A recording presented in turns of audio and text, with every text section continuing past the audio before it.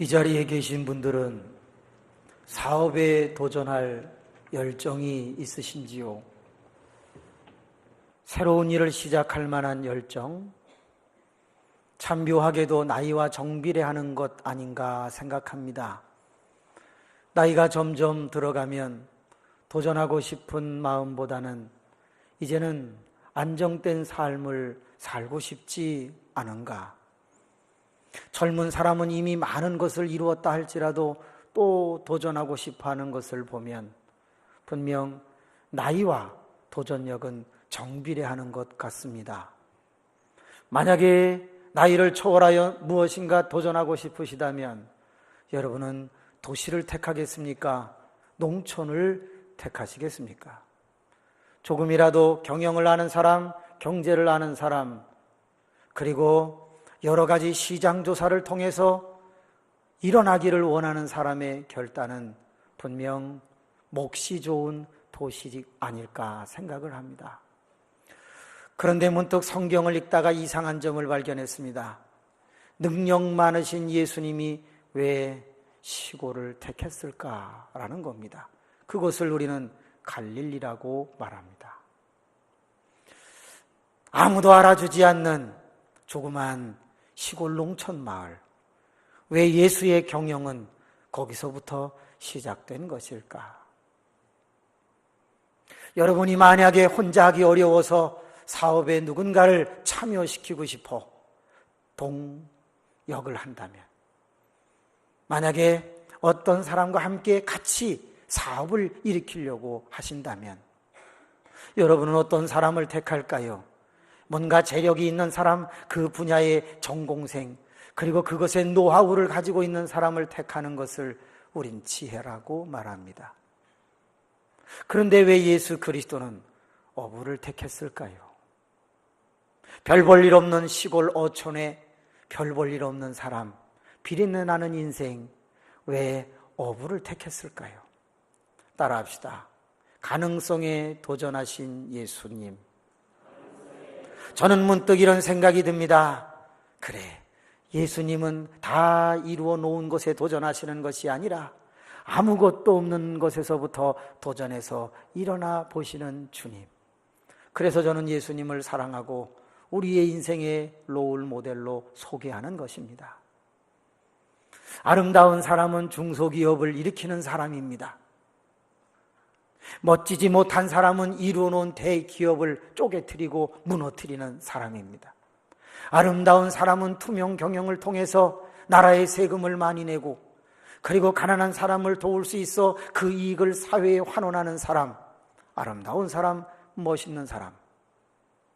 이미 가진 것이 많음에도 불구하고 하청업체를 괴롭혀서 그 모든 것을 빼서 자기의 이익을 넓히며 별장을 장만하는 사람, 나쁜 사람.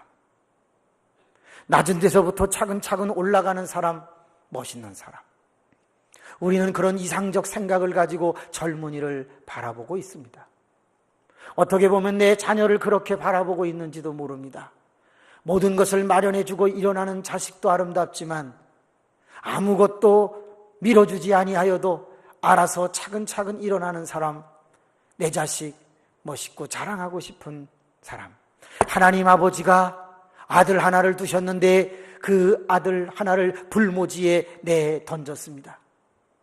다신교가 넘쳐나고 쾌락이, 그리고 폼페이 최후의 날처럼 온통 세계를 지배하는 나라 로마는 썩어 들어가고 있던 그 어느 날, 갈라디아서 4장 4절, 때가 참에 아들아 갈 때가 되었다. 맨 바닥 말구유에서 태어나서, 그것도 제대로 태어날 수 없어서 베들레헴으로 가서, 그것도 살 수가 없어서 애굽으로 도피했다가, 그리고 다시 나자렛이라고 하는 곳에 와서 살다가, 이제는 때가 되매 헤롯이 세례 요한을 잡았다는 이야기를 듣고 가버나움으로 이주해서 사는 예수. 저 바닥서부터 시작하시는 예수. 그러나 하나님은 그렇게 영적으로 자수성가하는 예수 그리스도를 바라보면서 날마다 박수를 치고 격려하지 않으셨을까? 만약에 전능하신 하나님 아버지가 성자 예수 그리스도 외아들 독생자를 보내셔서 이 땅에서 소기의 목적을 달성하고 영광을 받으셨다면 예수 그리스도를 믿는 우리도 우리에게 주신 그 자녀로 인하여 영광을 받게 될 줄로 믿읍시다. 우리의 자녀가 지금은 낮은 데 있고 별 볼 일이 없다 할지라도, 아니 반드시 예수 그리스도가 승리하셨으니 내가 믿는 예수 그리스도는 내 자녀에게도 역사하실 것이며 내 자녀도 다음 세대의 주역이 되게 하실 줄로 믿읍시다. 왜 갈릴리 시골인가? 왜 이미 성공하고 노하우 있는 자가 아니라 어부 몇 사람을 택하는 예수였을까? 저는 여기서 궁금증을 가지고 본문을 다시 보기 시작합니다. 성경에서 예수 그리스도는 누구인가? 성경에서 예수 그리스도는 다른 모든 본문에서 두 가지로 정의를 내립니다. 따라합시다. 참 하나님이시며 참 인간이시다. 성경 신약을 여기저기 다 살펴보세요. 예수 그리스도에 대한 정의는 크게 신성과 인성으로 나뉘어지는데, 신성을 논할 때는 참 하나님이시며 요한복음은 말하고 있습니다. 또한 인성을 논할 때에는 참 사람 참 인간이시다. 디모데전서 2장 5절은 사람이신 예수. 그래서 보른캄이라고 하는 사람, 또 잘 아는 대로 슈바있죠. 이분들은 예수 그리스도의 인성을 강조하는 데 초점을 맞췄고 글을 썼습니다. 성경은 예수 그리스도를 참 하나님이시며 참 인간이시라고 증거하고 있습니다. 여기에 중요한 초점이 있습니다. 참 하나님이시기 때문에 그분은 전지하십니다. 전능하십니다. 동시에 참 인간이시기 때문에 우리의 성정을 똑같이 갖고 계시며 우리의 고난과 우리의 역경과 우리의 아픔을 익히 아시고 느끼실 수 있는 분이라는 것입니다. 그래서 그분이 구주가 되실 수 있습니다. 그래서 육체를 입고 종의 형체로 이 땅에 오셔서 십자가 지시는 것이 의미가 있는 것입니다. 하나님만으로도 곤란합니다. 인간만으로도 곤란합니다. 참 하나님이시며 참 인간이셔야 합니다. 그 예수 그리스도가 드디어 30살 때에 금식하기 시작했습니다. 40일의 금식이 끝이 났습니다. 사단의 시험을 3가지 능히 이겼습니다. 첫째, 아담이 시험에서 져서 에덴 동산에서 쫓겨나고 화영검과 불칼로 지키는 그 에덴 동산 영생나무가 있는 곳에 들어가 그 열매를 따먹을 수 없는 반면에, 둘째 아담이신 예수 그리스도는 오셔서 사탄의 유혹과 시험을 능히 이기시고 내가 세상을 이기었노라. 그 예수 그리스도는 드디어 우리의 구주의 길과 진리요 생명을 활짝 열어놓으셨으며, 누구든지 나를 믿는 자는 죽어도 살겠고 살아서 믿는 자는 영원히 죽지 아니하리라. 삶의 놀라운 길을 제시하셨습니다. 그 예수 그리스도가 드디어 이것을 구체화시키기 위하여 택한 곳이 시골이었습니다. 택한 곳이 어부였습니다. 문득 여기에서 예수는 누구신가? 참 하나님이시며 참 인간이신 그 예수 그리스도를 작게 조명해 보기 시작했습니다.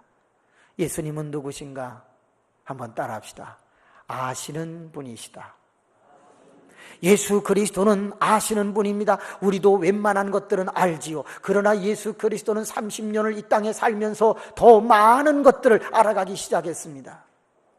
참 하나님이셨지만 참 인간이시기 때문에 인간이 어떻게 살아가는지, 인간의 세상은 어떻게 돌아가는지 그런 것들을 미드라시, 탈무드 여러 가지의 문헌을 통해서 그는 익혀갔습니다. 12살이 되었을 때 대제사장들과 또 바리새인들 그리고 가르치는 랍비들 앞에서 대화를 나누어서 능히 지지 않을 만큼 그의 학문은 충출하기 시작했습니다. 아셨습니다. 그분은 뭘 아셨는가? 때를 아셨습니다. 세례 요한이 잡혔음을 듣는 순간에 때가 됐구나를 알았습니다. 우리도 이 세상을 살아가면서 때를 분별하는 진정한 그리스도인이 되기를 원합니다. 지금은 사드를 배치하고 설치할 때 여러분 그 이야기를 들으면서 우리는 영적으로 예수님처럼 뭐 할 때인가, 내가 나서야 할 때인가, 나서서는 안 될 때인가를 분별할 줄 안다면 그는 이 21세기의 선지자가 될 것입니다. 뿐만이 아니라 예수 그리스도는 아셨습니다. 뭘요? 30살이 괜히 된 것이 아니라 구약을 아셨습니다. 말씀을 아셨습니다. 그리고 구약의 예언을 아셨습니다. 다시 말하면 메시아는 어떻게 나타나는가, 그리고 메시아가 나타나면 무슨 일을 하는가를 그는 능통하게 알았고, 드디어 당신이 하나님의 뜻을 따라 메시아로 이 땅에 오신 것을 드러내기 위하여 코스를 밟기 시작했으니, 첫 번째 코스가 도시가 아니라 시골이라는 것을 성경에서 이미 알고 있었던 것입니다. 스불론과 납달리, 해변가에 있는 갈릴리, 그쪽으로 예언되어 있는 그 구절을 따라 예수 그리스도는 시작합니다. 이방의 빛이 빛이었도다. 그래, 내가 이제 선택된 이스라엘 백성뿐만이 아니라 선택되지 못한 이방인들에게 빛을 비추러 오신 메시아인 것을 코스를 밟아갑니다. 왜? 성경을 아셨기 때문입니다. 내가 열심히 충성하는 것도 나쁘지 아니하나 내가 하나님의 말씀을 알아서 하나님이 원하시는 대로 충성할 수 있다면 더 아름다울 것입니다. 그러므로 우리는 말씀을 알아야 합니다. 동시에 예수 그리스도는 아셨습니다. 뭘요? 사람을요. 사람의 겉도 보시지만 속도 보시는 예수 그리스도는 그 사람의 내면의 세계와 그 사람의 미래를 아셨습니다. 그래서 그분은 가능성을 보고 사람을 선택하셨는데, 그 선택한 사람이 베드로라고 하는 시몬과 그의 동생 안드레를 택했습니다. 뿐만이 아니라 세베대의 두 아들 야고보와 요한을 택했습니다. 왜? 아시니까. 예수 그리스도는 아무나 택한 것이 아닙니다. 아시니까. 하나님의 나라를 확장시킬 수 있는 사람, 나의 진정한 제자가 될 수 있는 사람, 내가 하던 일도 할 것이요 나보다 더 큰 일을 할 수 있는 그 사람을 찾는 것입니다. 현명한 CEO는 사람을 잘 선택합니다. 영적 리더십이라는 책을 우리 교우님들이 배우기 시작하고 있습니다. 성경 공부에 참여하신 분이 이제 60여 명 됩니다. 그런데 그분들에게 단계가 올라가면 영적 리더십이라는 2단계에서 중급반에서 그 책을 배웁니다. 거기 한 내용을 보시면 아주 회사를 잘 일으키는 CEO, 그에게는 약 80억이라고 하는 연봉이 주어집니다. 그런데 어느 날 갑자기 그 사람을 해고시킵니다. 회사에게 좋은 이익을 주었음에도 불구하고 왜 해고를 시키는 것일까? 그는 이미 단물이 빠졌다고 보는 것입니다. 그래서 다가오는 새로운 미래의 새로운 시대의 진정한 CEO로 세울 수 있는 사람을 80억이 아니라 240억을 주고 채용합니다. 아니, 아직도 잘하고 있는데? 아니요. 많은 사람들이 바라볼 때는 미래를 바라볼 줄 모른다는 이유 때문에 그 사람을 엄청난 퇴직금을 주고 내보냅니다. 그리고 더 많은 연봉으로 한 사람을 다시 채용합니다. 그래서 일어나는 기업들에 대한 이야기가 영적 리더십이라는 책에 나옵니다. 무서운 얘기지요. 이 시대가 회사를 일으키기 위해 그런 엄청난 결단을 합니다. 다시 말하면 회사를 일으키기 위해 한 사람을 찾고 한 사람을 선택하는데 장난이 아니라는 것입니다. 오늘날 전능하신 예수 그리스도, 참 하나님이시며 참 인간이신 예수 그리스도가 시골을 택한 이유는 성경을 아시기 때문에 성경의 메시아의 코스를 밟아가는 것, 거기까지는 좋았는데 왜 어부였는가? 그리고 그 어부에게서 무엇을 기대했던 것일까? 그렇습니다. 가능성입니다. 사람도 한 사람의 지도자, 리더를 택하기 위하여 어마어마한 대가를 지불한다? 예수 그리스도도 그 놀라운 지혜를 가지고 어부 4사람을 선택했다라고 하는 것은 놀라운 선택 가능성입니다. 오늘 우리는 고민하고 너무너무 감사해야 합니다. 이 땅에 70억이라고 하는 인구가 살아가고 있습니다. 그런데 이 아침에 그 전능하신 예수 그리스도가 우리를 구원하시기 위하여 오셨고 결국에는 우리를 그 예수 그리스도를 믿게 하여 선택하고 부르셨다. 여러분 감사할 수 있기를 바랍니다.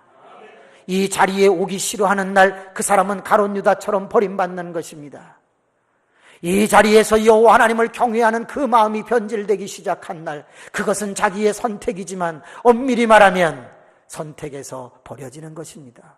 그렇기 때문에 처음 믿은 사람은 끝까지 처음이 되어야 합니다. 나중 믿은 자가 처음 믿은 사람보다 먼저 된다는 마태복음 20장 16절의 말씀이 내게는 적용되지 않아야 합니다. 나는 먼저 믿었으므로 끝까지 먼저 믿는 사람으로 다른 사람의 가이드가 되고 안내자가 되어야만 합니다. 그것이 아름다운 것입니다. 사랑하는 성도 여러분, 오늘 내가 이 자리에 있는 것은 그 모든 것을 아시는 하나님이 나를 아시고 가능성을 보시고 택해 주셨다는 것에 박수와 찬송과 영광과 감사를 올릴 수 있는 신앙 고백이 이어지시기를 주님의 이름으로 축복합니다. 그 예수 그리스도는 아실 뿐만이 아니라 그분은 어떤 분이십니까? 맞아요. 찾아서 골라서 선택하시는 예수님으로 등장합니다. 예수님은 보자마자 베드로야, 보자마자 야고보야, 보자마자 안드레야, 보자마자 요하나 부른 것은 아니지요. 예수님은 이 동네 저 동네 갈릴리 주변을 돌아다녔습니다. 갈릴리에는 가나라는 동네도 있잖아요. 디베랴도 있잖아요. 베데스다도 있잖아요. 여러 고라사 지방도 가볼 수가 있는 거예요.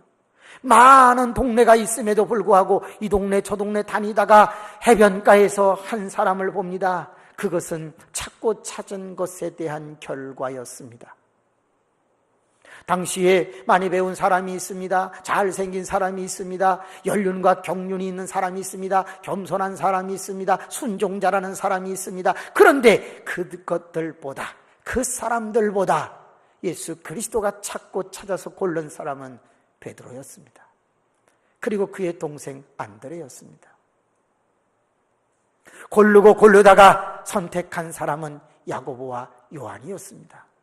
형제가 믿는 분들에게 축복이 있기를 바랍니다. 자매가 믿는 분들에게 축복이 있기를 바랍니다. 혼자 나오는 분들은 분발하시기를 바랍니다. 성경이 그러니까. 성경이 그러니까.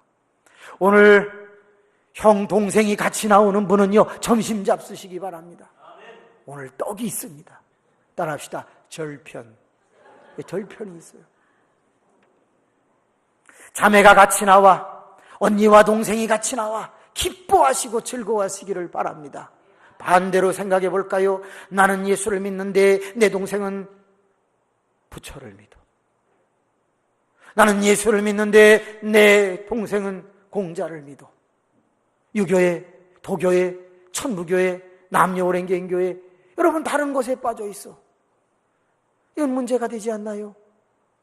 나는 예수 그리스도를 믿고 정통 교단에서 참된 신앙으로 성서에서 길을 찾는데 내 가족, 내 동생, 그는 이단의 사설에 빠져서 집과 모든 것을 갖다 바치고 인륜을 깬 채 매일같이 이상한 행동을 하고 있다면 여러분, 이건 슬픈 일이 아닌가요?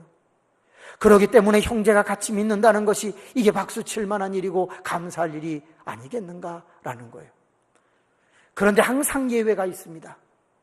형제가 없고 혼자 태어나신 분은 할렐루야.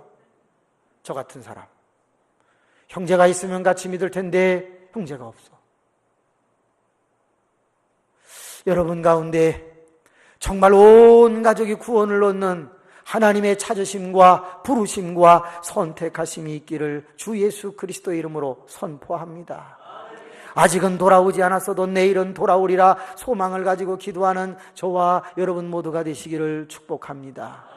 그러나 모든 것을 아시는 하나님은 또 하나를 아셨으니 그것은 무엇입니까? 어떤 사람을 골라야 하는지 우리의 속까지 다 아셨어요. 그러므로 이 자리에 있는 모든 분들은 가룟 유다가 되지 아니하고 주께서 선택하셨는데 그 속이 선택한 대로 가능성이 넘쳐서 앞으로도 하나님의 나라를 크게 유익하게 하는 하나님의 사람들이 되시기를 주님의 이름으로 선포합니다. 그래요. 베드로를 선택한 이유, 안드레를 선택한 이유 반드시 잘 되기 위함이 아니었을까? 야고보를 선택한 이유, 요한을 선택한 이유 반드시 그들도 잘 되고 천국도 놀랍게 흥왕하기를 원해서 선택한 것이 아닐까? 오늘 낮에 이 설교를 듣는 분들은 지난주에 들은 것과 관계없이 오늘 내가 너를 찾았고 찾았으며 너를 알고 알아. 내가 너를 불렀어. 내가 너를 나의 제자 삼으려고 하는 것이니 그러므로 너희가 내 안에서 영원히 거할지라. 너희가 내 안에 거하고 내 말이 너희 안에 거하면 무엇이든지 원하는 대로 구하라. 그러면 내가 이루리라. 시행하리라.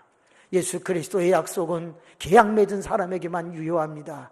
우리는 예수 그리스도를 믿음으로 하나님과 계약 맺은 사람이며 그렇기 때문에 하나님의 약속과 하나님의 권능은 우리의 몫이 될 줄로 믿습니다. 내가 하나님을 버리지 않는 한, 내가 예수 그리스도를 배교하지 않는 한, 내가 예수 그리스도를 따라 사는 한 우리는 반드시 승리하게 될 줄로 믿습니다. 이 자리는 하나님을 만나는 골방이요, 하나님과 데이트하는 만민이 기도하는 집이요, 이곳에서 우리는 정화되고 이곳은 용광로이니 날마다 우리가 변화되고 새로워지고 정결해지고 새 극상품 포도나무처럼, 새 제품처럼, 명품처럼 우리는 만들어지고 변화되어질 것을 믿습니다. 예수 그리스도는 아시는 분이었습니다. 그리고 예수 그리스도는 선택하시는 분이었습니다. 더 나아가서 선택하고 내버려 두시는 분이 아니었어요. 예수 그리스도는 선택한 후에 책임지시고 훈련시키시는 분으로 오늘 본문에 등장합니다. 따라합시다. 아시는 분, 찾고 선택하시는 분, 훈련하시는 분. 여러분, 훈련이라는 것은 단계가 있습니다. 그리고 그 사람의 수준에서부터 올라갑니다. 그 사람이 어부였기 때문에 예수 그리스도는 그 4명에게 많은 것을 요구하지 않았습니다. 제일 먼저 요구한 것이 뭐냐? 따라합시다. 나를 따라오라. 일단 데리고 다니는 것부터 시작을 했습니다. 예수 그리스도에게 있어서 제일 중요한 것은 데리고 다니는 거였어요. 문득 이런 생각을 했습니다. 왜 예수 그리스도는 방에 앉아가지고 회당에 앉아갖고 제자들에게 구약을 가르치지 않았을까? 왜 성경 공부를 시키지 않았을까? 아니에요. 예수는 제일 먼저 뭐예요? 때를 아셨다. 세상을 알게 하시는 것이 예수님의 첫 번째 훈련이었어요. 이 자리에 있는 우리 모두가 세상을 알지 못하면 우리는 이중적 삶을 살게 될 것이에요. 하나님의 전에 오면 거룩거룩, 세상에 나가면 타협, 적당 우리는 그렇게 살아가지 않을까? 그러나 우리가 세상을 알게 되면 이 세대를 구원시켜야 되겠다고 하는 열망과 소망이 불타지 않을까? 세상이 얼마나 썩었는지, 세상이 얼마나 문제가 있는지를 알면 그래도 우리가 양심의 가책이 돼서 신앙의 양심을 가지고 제자의 삶을 살려고 하는 열정은 살아나지 않을까? 최소한의 구원받은 백성으로 말입니다. 데리고 다니면서 훈련을 시켰습니다. 그런데 그 훈련의 기간이 자그마치 3년이었다는 것입니다. 이것을 주일날 한 번만 나오는 사람으로 나누어서 계산해 보면요, 어마어마한 시간이 흐릅니다. 매일같이 데리고 나와, 매일같이 데리고 다녀. 매일같이 데리고 다니는 데는 2가지 교육 원리가 있었으니 하나는 반복이고 하나는 집중이었습니다. 어제 배운 것을 오늘 또 보여줘. 오늘 하는 걸 내일 또 보여줄 거야. 산에서도 가르치고 바다에서도 가르치고 예수님의 훈련은 계속되었습니다. 3년 동안. 피곤할 때는 산에 올라가서 기도를 가르치고, 어떤 때는 말씀을 전하면서 이제는 봉사를 가르쳐서 기적을 베푸시고, 자, 이 떡을 50씩 100씩 잔디에 앉아있는 사람들에게 나누어 주도록 만들었습니다. 봉사도 가르치고 말씀도 가르치고 기적도 가르치고 어떤 때는 귀신을 쫓아내보라고 전부 보냈습니다. 환상도 보여주고 변화산에 가서 용모가 벼르고 해같이 얼굴이 빛나고 온이 휘어지게 하고 모세와 엘리야를 막 보여주고, 어떤 때는 신비체험, 어떤 때는 여러 가지의 말씀, 어떤 때는 세상을 보여주고, 예수님의 3년의 집중교육은 계속됐고 반복교육은 계속됐습니다. 그러니 드디어 어부의 눈빛이 점점 바뀌더니 고기를 바라보는 것이 아니라 사람을 바라보는 눈빛으로 바뀌기 시작합니다. 그리고 나도 할 수 있어, 나도 뭔가 할 것 같은데, 사도행전은 이렇게 말합니다. 예수 그리스도가 3년을 가르친 베드로를 향하여 뭐라고 말합니까? 우리 철야 때 배웠습니다. 이상하다, 저들이 학벌이 없는 자가 아니냐. 그런데 어떻게 베드로는 저렇게 말을 잘하느냐라고 당시에 종교 지도자였던 사두개인과 바리새인들과 서기관들과 대제사장들이, 장로들이 입을 벌리고 베드로의 가르침을 보면서 껍벅 죽었다는 내용이 4장에 나옵니다. 계산해 볼까요? 주일날 한 번 나오세요. 그것도 가끔 빠져요. 그러면 격주로 나오면 1년에 26번 나오네요. 계속 나오면 52번 나오네요. 그러면 52번을 10년 해보세요. 520번. 10년 동안 주일을 한 번도 빠지지 않은 사람이 여러분 예수 그리스도가 교육시킨 365일로 계산하면 조금 더 배운 게 돼요. 예수 그리스도가 365일 끌고 다니신 것이나 데리고 다니신 것이나 주일날 한 번만 나오시는 분이 10년을 믿은 것이나 한 8년 정도 되겠네요. 한 7, 8년 믿은 거하고 똑같아. 그런데 문제는 뭐죠? 예수 그리스도의 교육은 집중과 반복이었어요. 매일같이요. 근데 168시간에 1시간씩 돌아와요. 7일에 1시간 돌아와요. 지난주에 들은 게 뭐지? 또 몰라. 그래서요 10년을 다녀도 찬송가 50곡 알기가 어려워요. 박명희 교수는 이런 말을 했어요. 한국의 기독교인들이 알고 있는 찬송가는 100곡을 넘지 못한다. 100곡 이상을 부르지 않는다. 그랬어요. 박명희 교수가 누구냐? 저기 계신 박명희 전도사님을 말하는. 그런데 그것이 3년이었어요. 3년이면 3, 3, 9, 3, 6, 18, 3, 55, 195일, 1095일, 1100일 정도가 되네요. 그러면 52로 나누면요. 몇 년이에요? 잘 모르겠어요. 엄청나. 한 30년은 다녀야 돼. 그런데 그걸 반복으로 계산을 해보세요. 그러면요. 인터벌이 168시간에 1시간씩이야. 퍽이나 바뀌겠다. 퍽이나 훈련을 받겠다. 그 사람이 세상을 바꾸는 일은 없어요. 그 사람이 문제를 일으키는 일은 있어도 그 사람이 세상을 바꾸는 일은 없습니다. 보세요, 여러분. 한국의 교회를 보세요. 절대 일주일에 한 번 나오는 사람이 많은 영혼을 구원하였으며 한국 교회를 일으켰다는 기독교 역사, 세계 역사에 있는가? 그런 사람은 없습니다. 얼마나 무서운지 아세요? 새벽 기도 다 나오고 공예배 다 나온 사람도 문제를 일으키는데 일주일에 한 번 나오는 사람이 어찌 문제를 안 일으키리요? 이건 통계학적으로 확실해요. 문제를 안 일으키는 사람은 가만히 있는 사람이고 문제를 일으키는 사람은 성격이나 미성숙에 의해서 일으키는 것이고 똑같습니다. 매일같이 하나님의 말씀을 읽고 연구하고 묵상하는 신학대학 교수도 쪼개져서 감리교 보세요. 감신대학교 얼마나 시끄러운가. 감독 하나의 선출을 위해서 얼마나 목숨 걸고 20억씩 투자하는가를 보시라고요.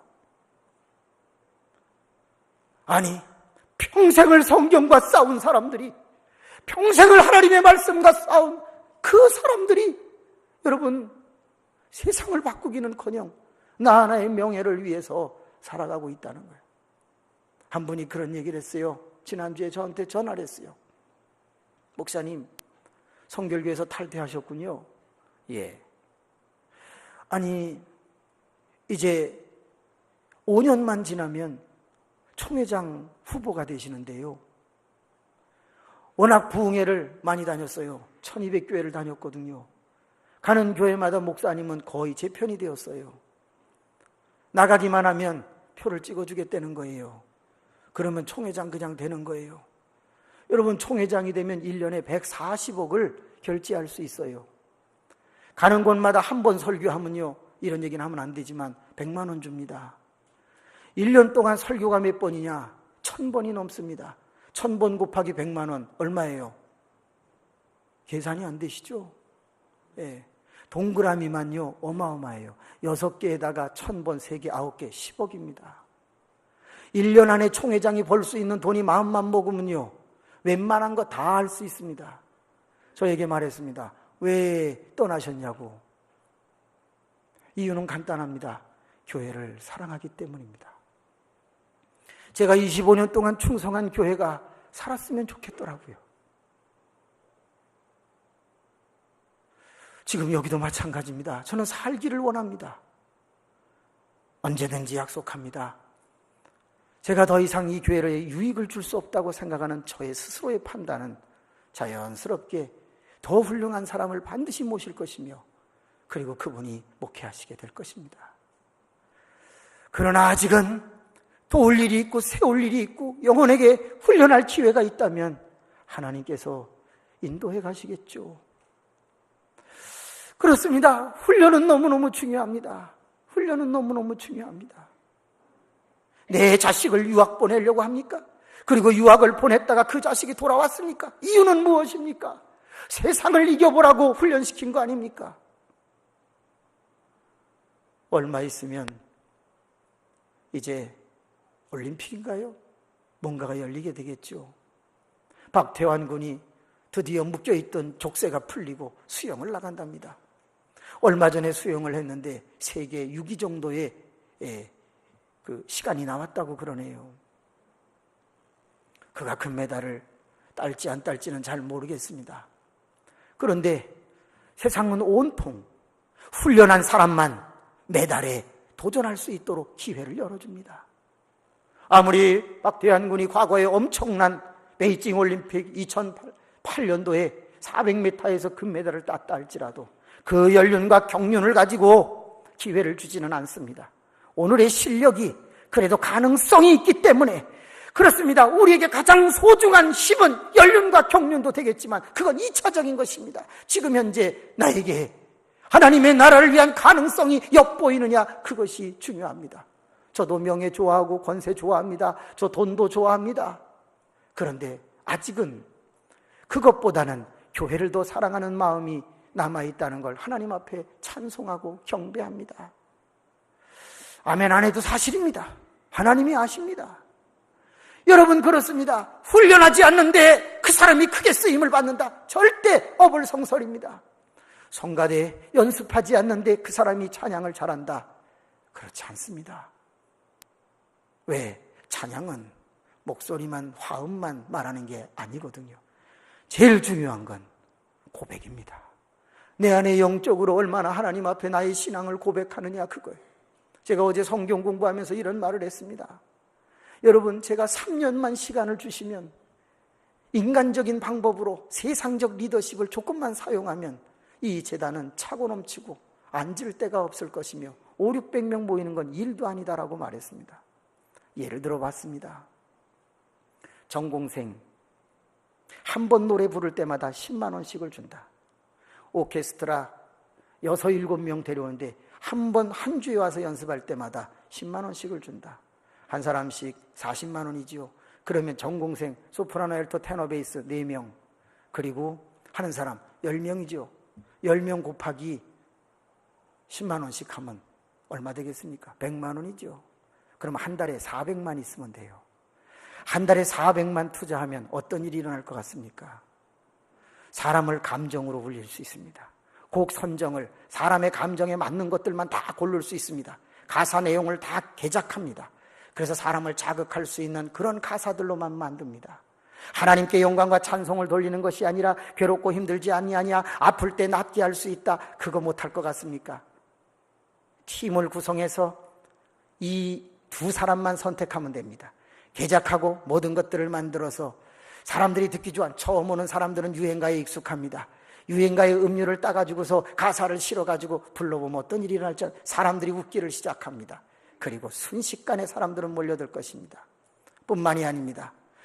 병원과 계약을 맺어가지고 그 사람이 예수를 믿지 않아도 와서 예배를 드려라. 우리 환자를 당신에게로 다 보내주겠다. 그리고 당신은 그 사람들을 30% DC에서 싸게 해라. 요즘 병원이 문 닫는 거 아십니까? 그런데 그렇게 해서 도와주면 그 사람 일어나. 예수 안 믿어도 그 사람은 돈 벌어. 그리고 우리 교인들은 육체적인 치료를 받겠지. 아주 전문 업체에다가 다 휴가를 낼 때마다 코스웍을 만들어줘서 이 코스 돌면 전인적 교육을 받고 돌아오게 만들어줍니다. 과거에 상처가 있는 사람은 전인 치료를 받도록 심리학 상담 코스를 돌게 해주고, 여러분 3년만 그렇게 해보세요.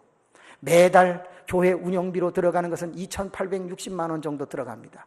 제가 빌려다가 할 수 있어요.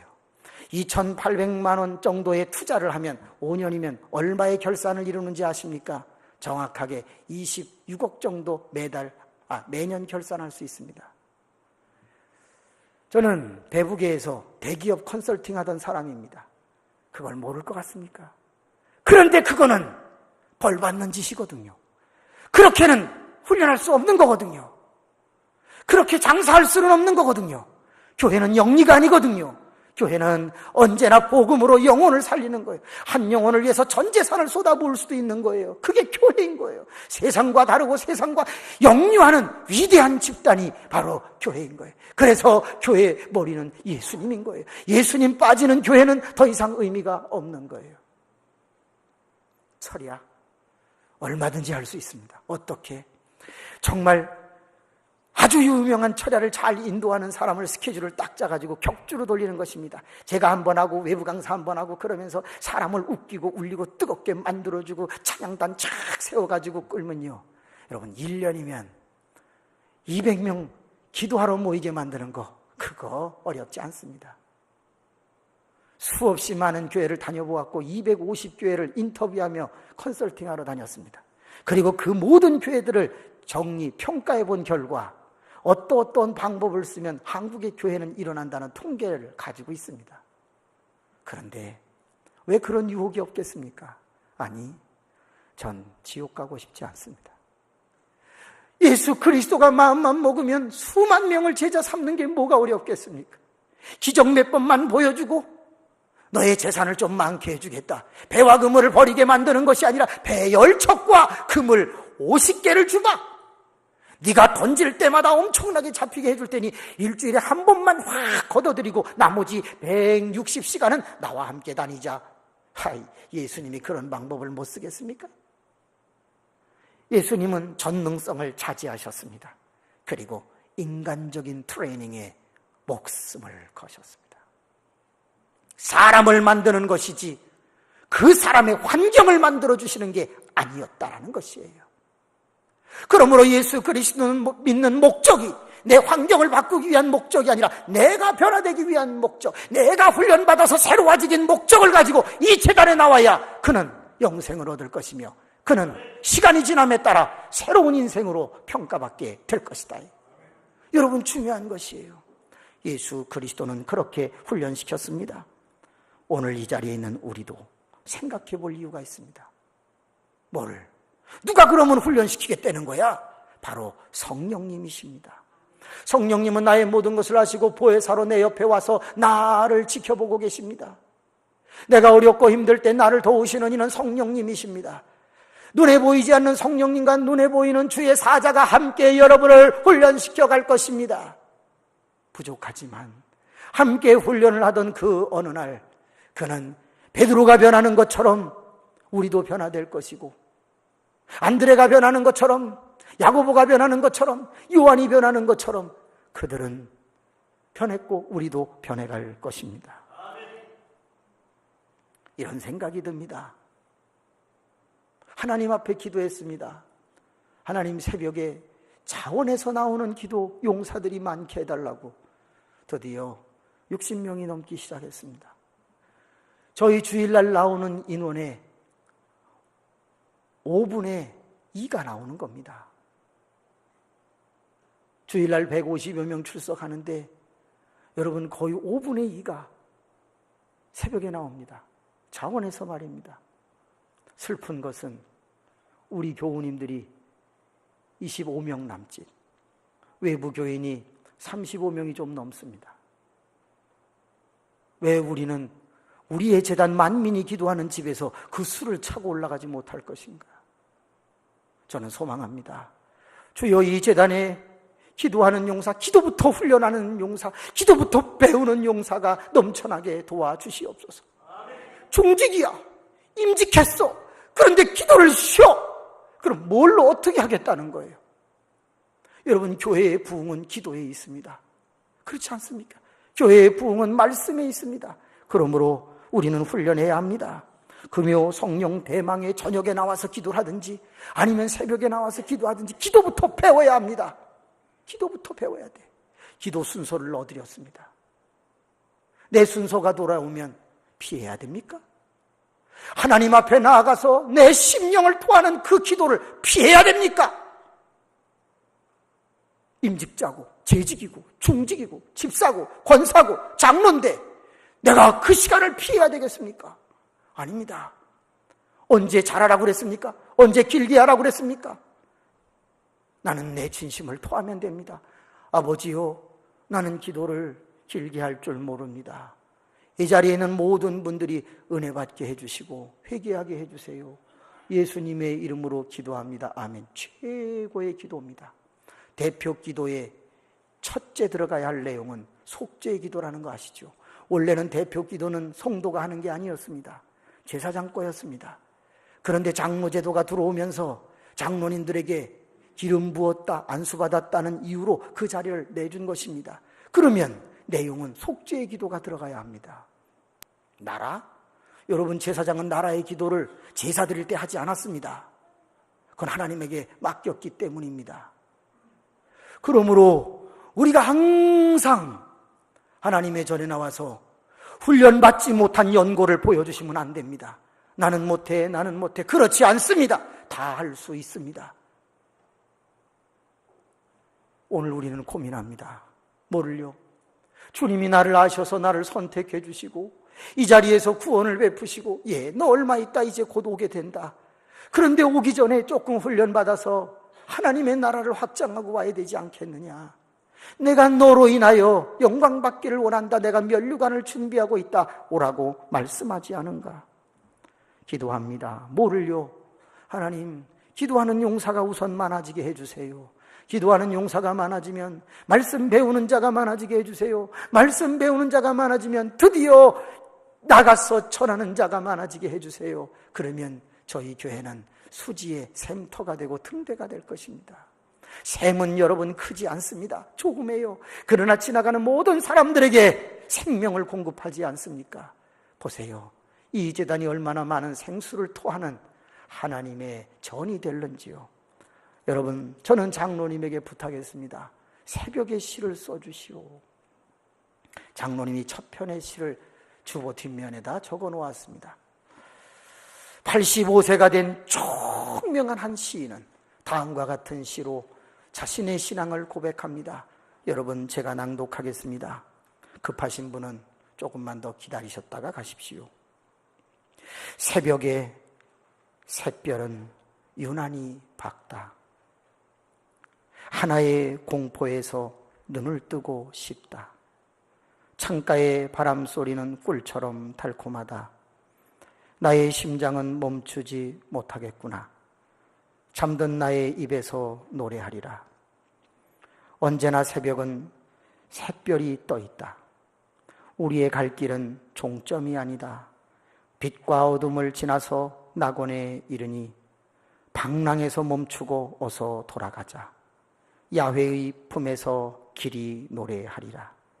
주여 주여 저를 깨워주소서. 기꺼이 죽어서 영생을 얻는다면 사랑의 만찬을 새벽 제단에서 성부와 성자와 성신의 노래로 향기로운 당신의 열매 되리라. 저는 이 시를 다음과 같이 해석했습니다. 여러분, 바꿔서 읽어볼 테니까 어떻게 느낌이 다가오는지 보시고 마치려고 합니다. 새벽의 샛별은 요한계시록에 예수를 말합니다. 그래서 예수님을 새벽별이라고 합니다. 새벽마다 예수님은 유난히 밝다. 하나의 공포. 장로님에게는 노령, 연세 많으심입니다. 기력쇠함입니다. 한 번도 일어나 본 적이 없는 사람은 하나의 공포를 가지고 있습니다. 내가 새벽기도 나갈 수 있을까? 이런 공포 말입니다. 몸이 약한 사람은 다 새벽을 두려워하겠죠. 그런데 여러분에게도 어떤 공포가 있는지 모르겠지만 고령, 노령의 공포에서 나는 눈을 뜨고 싶다. 창가의 바람소리는 꿀처럼 달콤하다. 바깥에서 일어나, 일어나. 네가 걷는 길이 아름다워. 이렇게 부르고 있습니다. 나의 심장은 멈추지 못하겠구나. 열정. 나는 아직도 뛰고 있다. 나는 나갈 수 있을 텐데 소망을 불태우고 있는 것입니다. 잠든 나의 입에서 노래하리라. 잠든 나는 현실입니다. 나가야 되는데 나갈 수 없는 나. 그런데 나는 노래하고 싶어. 노래는 기도를 의미합니다. 나는 새벽별 그분 앞에 가서 기도하고 싶은 것입니다. 여러분, 이런 시입니다. 두 번째, 세 번째는 각자가 해석하시기 바랍니다. 다음 주에도 새벽의 시는 계속될 것입니다. 그래서 저는 이렇게 기도합니다. 새벽에 기도하다가 성도님들이 한 분, 두 분 말씀과 기도에 집중하는 것을 보면서 자원하는 100명의 새벽 기도 용사를 주소서 하고 기도하고 있습니다. 100명이 이 자리에 모이면 지금 분위기입니다. 이 지금의 분위기로 계속 우리가 열정적으로 기도한다면 이 수지에는 바깥에서 볼 때 수지선민교회 광채가 빛나기 시작할 것입니다. 급하고 강한 바람 같은 이라고 하는 책이 있습니다. 그 책에서 열심히 기도하고 있을 때 소방소에서 앰뷸런스 뿐만이 아니라 소방차들이 다 몰려들었습니다. 왜? 그 집에서 불이 났기 때문입니다. 그리고 와서 보니까 그 집이 불난 것이 아니라 수없이 많은 사람들이 모여서 기도에 전혀 힘쓸 때 성령의 불이 타오르고 있었던 것인데 그게 화재가 난 줄 알고 소방차가 왔다. 이런 내용이 급하고 강한 바람 같은 이란 책에 담겨 있습니다. 그날이 한 달 뒤에, 두 달 뒤에 이곳에서 일어나 소방차들이 막 이런 역사가 일어난다면 여러분 어떻게 하시겠습니까? 그것은 훈련으로 가능한 것입니다. 내가 기도에 훈련하지 않는다면 그 사람이 기가 막힌 천상의 말을 한다 할지라도, 어마어마한 진리와 공의와 정의를 말한다고 할지라도 힘이 없습니다. 여러분, 기도에 능력이 있다고 믿으시고 이 재단이 잘 되시기를 원하고 제가 바른 길을 가기를 정말 원하신다면 기도해 주시기 바라며 기도의 용사에 참여해 주시기를, 그리고 외부에서 오시는 교인보다 내부에 우리의 지체들이 더 많이 기도하는 진정한 재단 이루어 주시기를 주님의 이름으로 축복합니다. 은혜가 많으신 아버지, 이 자리에 있는 분들을 주님이 아셨기에 선택하셨고 이제는 훈련시키시고 계심을 믿습니다. 우리를 훈련하여 주시옵소서. 하나님이요, 그저 외관상 그리스도인이 아니라, 경건의 모양만 그리스도인이 아니라 경건의 능력을 가지고 세상을 바꾸는 주님의 제자 베드로, 안드레, 야고보, 요한같이 저희가 되게 하여 주옵소서. 가능성을 보시고 우리를 택하신 줄로 믿사오니 하나님 훈련하여 주옵소서. 성령이여 각 사람에게 붙으셔서 강력한 훈련을 이번 한 주간도 이 7월 달에 어린아이들만 훈련시키지 마시고 우리도 시켜 주옵소서. 예수님의 이름으로 기도하옵나이다. 아멘.